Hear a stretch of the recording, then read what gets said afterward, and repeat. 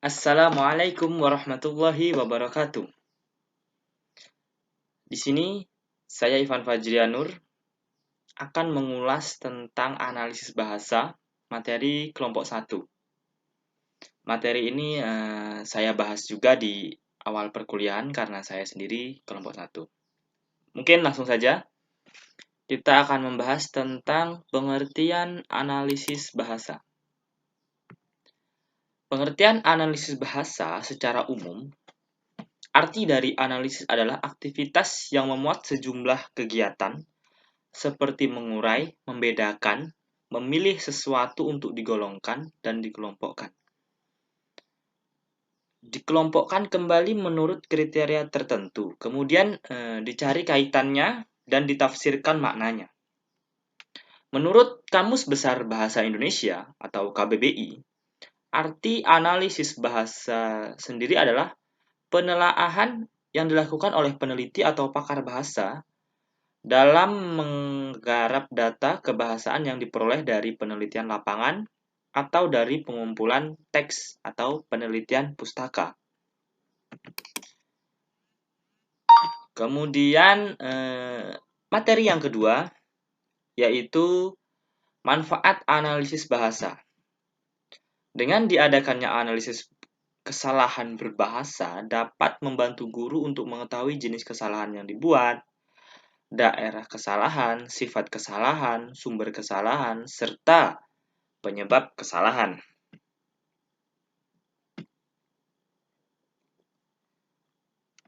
Kemudian kita lanjut ke materi yang ketiga, yaitu fungsi bahasa. Kita ketahui bahwa berbicara tidak bisa dilepaskan dari faktor-faktor yang mengharuskan kita memilih kata-kata, frasa, dan kalimat-kalimat yang digunakan dalam berkomunikasi tentu didasarkan pada fungsi bahasa tersebut.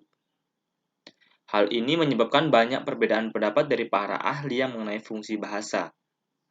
Selanjutnya, Hussein Lubis dalam bukunya yang berjudul Analisis Wacana Pragmatik mengutip pendapat Vino Sehinario mengatakan bahwa fungsi bahasa terdiri atas 5. Seperti halnya yang ada di gambar. Yang pertama itu ada fungsi interpersonal, kedua ada fungsi direktif, yang ketiga ada fungsi referensial, yang ketiga ada fungsi imajinatif, dan yang terakhir adalah fungsi personal.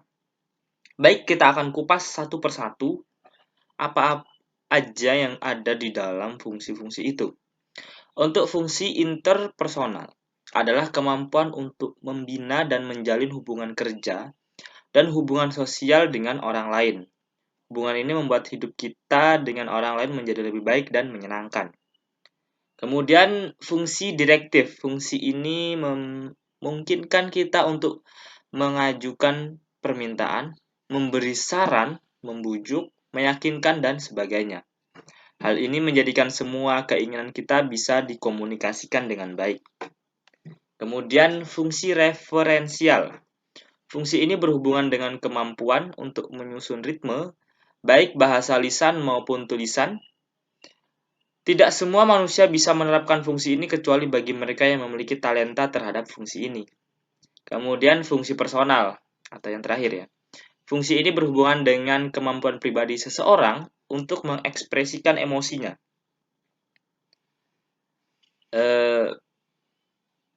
Ada beberapa pecahan lagi dari fungsi personal, yaitu diantaranya stimulus. Artinya bahasa berfungsi sebagai rangsangan yang dapat mendatangkan suatu respon. Kemudian ekspresif, artinya bahasa dapat dipergunakan untuk menyatakan perasaan ide kepada orang lain. Kemudian dekreatif, artinya bahasa berfungsi untuk menguraikan, menjelaskan, dan menggambarkan sesuatu kepada orang lain. Selanjutnya yaitu hubungan fungsi bahasa dengan aspek-aspek kehidupan. Ada 3, yaitu hubungan bahasa dengan kebudayaan, hubungan bahasa dengan religi, dan hubungan bahasa dengan etika atau moral. Hubungan bahasa dengan kebudayaan dalam suatu sistem budaya yang begitu kompleks, unsur bahasa melekat pada setiap unsur-unsur kebudayaan yang lain. Bahasa sebagai alat komunikasi mempunyai peran yang sangat penting, terutama dalam penyebaran hasil-hasil budaya suatu masyarakat. Sebaliknya, kebudayaan itu sendiri berfungsi sebagai tempat untuk wahana bagi berkembangnya suatu bahasa. Kemudian hubungan bahasa dengan etika atau moral. Penggunaan bahasa apabila dikaitkan dengan etika dan moral dapat dilihat pada pemakaian tata krama, yang antara lain unsur yang disebut dengan istilah undak-usuk. Unsur ini merupakan salah satu sub pokok pembahasan pada pertemuan kebahasaan. Hal ini berhubungan dengan ciri-ciri suatu bahasa yang dipakai oleh pendukung bahasa itu sendiri. Kemudian hubungan bahasa dengan religi. Bahasa lahir sebagai eksistensi atau keberadaan manusia. Pada awalnya, bahasa dapat bersifat religius, menjadi media ekspresi, pengalaman, dan mistik manusia dalam berhadapan dengan kekuatan alam atau natural, dan ilmiah atau spiritual. Namun, transformasi pengalaman sejarah manusia dari alam kepada kebudayaan yang mengakibatkan kedudukan bahasa bersiotonom atau terlapis dari unsur-unsur yang lain.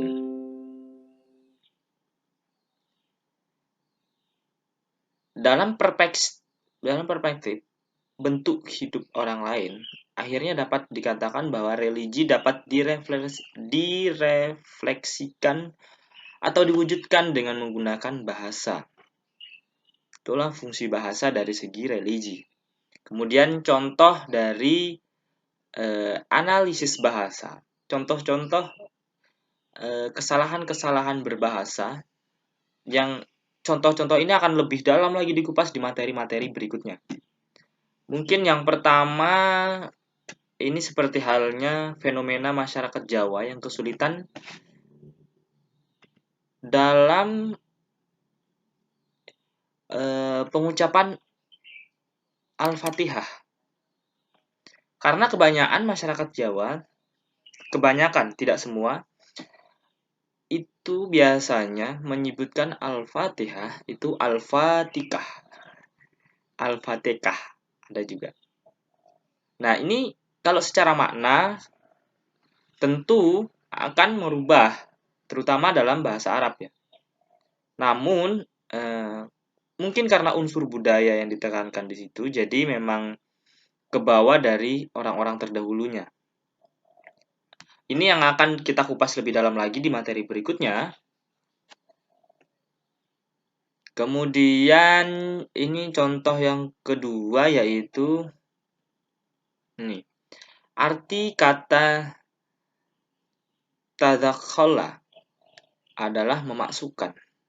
Untuk mengungkapkan kata jangan ikut campur, pelajar Indonesia sering menerjemahkan dengan kalimat la tadakhol. Padahal orang Arab selama penulisan di Arab menggunakan ungkapan tersebut dengan istilah malaka li hadza.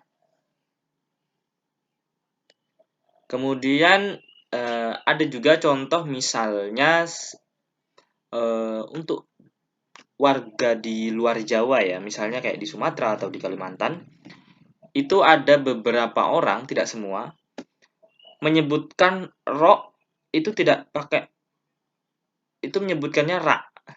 Nah, itu juga tidak pas dalam penyebutan. Mungkin hanya sekian yang dapat saya sampaikan untuk kali ini. Kurang lebihnya saya mohon maaf. Wabillahi taufiq wal hidayah. Wassalamualaikum warahmatullahi wabarakatuh.